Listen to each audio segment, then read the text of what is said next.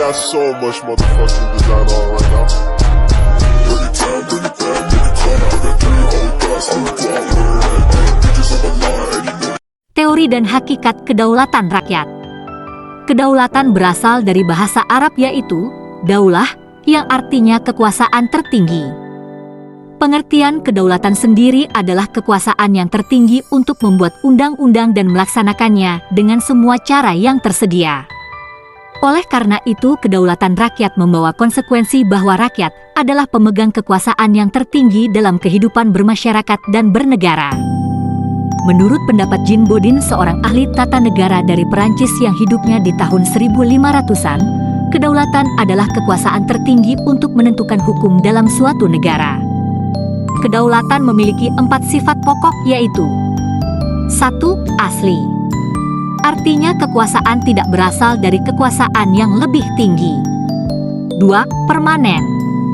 Artinya kekuasaan itu tetap ada sepanjang negara tetap berdiri walaupun pemerintahan sudah berganti. 3. Tunggal. Artinya kekuasaan itu merupakan satu-satunya dalam negara dan tidak dapat dibagi-bagikan kepada badan-badan lain atau kekuasaan lainnya. 4. Tidak terbatas. Artinya kekuasaan itu tidak dibatasi oleh kekuasaan lain. Sebab jika ada yang membatasi maka hilanglah sifat kedaulatan tersebut. Negara yang berdaulat adalah negara yang mempunyai kekuasaan tertinggi atas suatu pemerintahan negara. Kedaulatan atau kekuasaan tertinggi suatu negara terdiri atas 2 bentuk yaitu: Pertama, kedaulatan dalam. Berarti bahwa bangsa yang merdeka memiliki kekuasaan untuk menyusun dan mengatur organisasi pemerintah sendiri menurut kehendak bangsanya sendiri, serta kekuasaan untuk mengelola semua yang ada di wilayahnya. Kedua, kedaulatan luar. Berarti mempunyai kekuasaan untuk berhubungan dan bekerja sama dengan bangsa lain tanpa terikat kekuasaan lain. Secara umum, terdapat teori-teori kedaulatan dari beberapa ahli kenegaraan yaitu 1. Teori kedaulatan Tuhan. Teori ini mengajarkan bahwa negara dan pemerintahan mendapat kekuasaan tertinggi dari Tuhan sebagai asal segala sesuatu, causa prima. Atau kekuasaan yang berasal dari Tuhan diberikan kepada tokoh-tokoh negara yang terpilih yang secara kodrati ditetapkan menjadi pemimpin negara dan berperan selaku wakil Tuhan di dunia. 2. Teori kedaulatan raja. Pada teori ini menganggap bahwa raja bertanggung jawab terhadap dirinya sendiri. Kekuasaan raja berada di atas konstitusi, serta beranggapan bahwa kekuasaan tertinggi terletak di tangan raja sebagai penjelmaan kehendak Tuhan. 3. Teori kedaulatan negara. Menurut teori kedaulatan negara, kekuasaan tertinggi terletak pada negara. Sumber kedaulatan adalah negara yang merupakan lembaga tertinggi kehidupan suatu bangsa.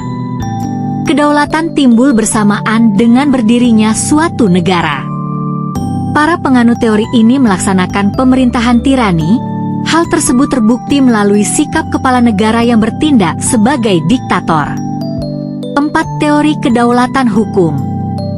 Teori kedaulatan hukum menganggap kekuasaan pemerintah berasal dari hukum yang berlaku. Hukumlah yang membimbing kekuasaan pemerintah. Hukum bersumber dari rasa keadilan dan kesadaran hukum.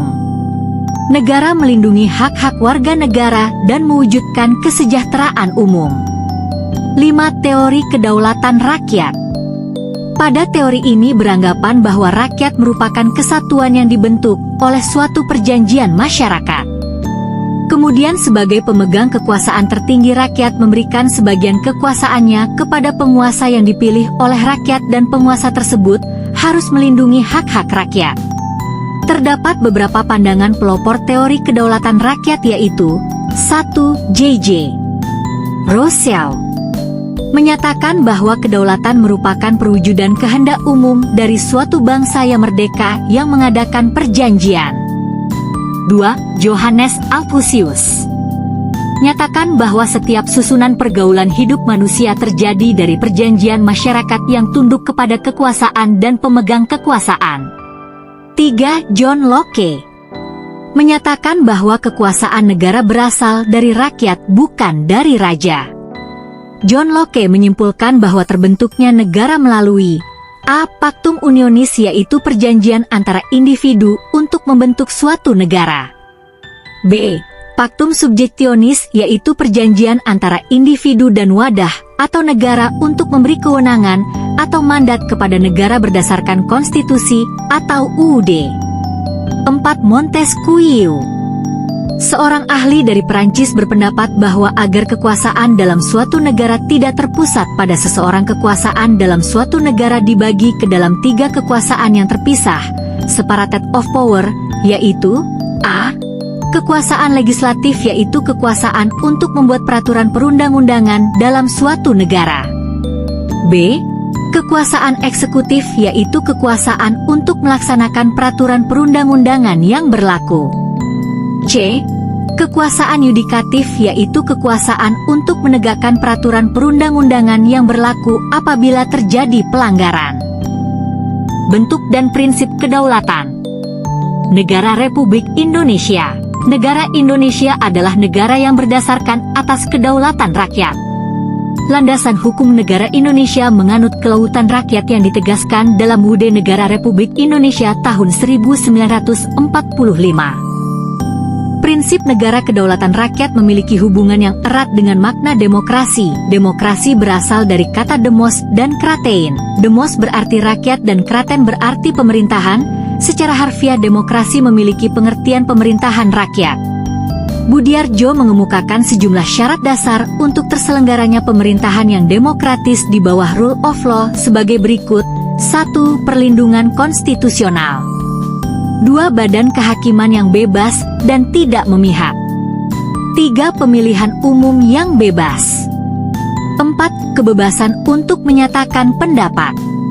5. Kebebasan untuk berserikat atau berorganisasi dan beroposisi. 6. Pendidikan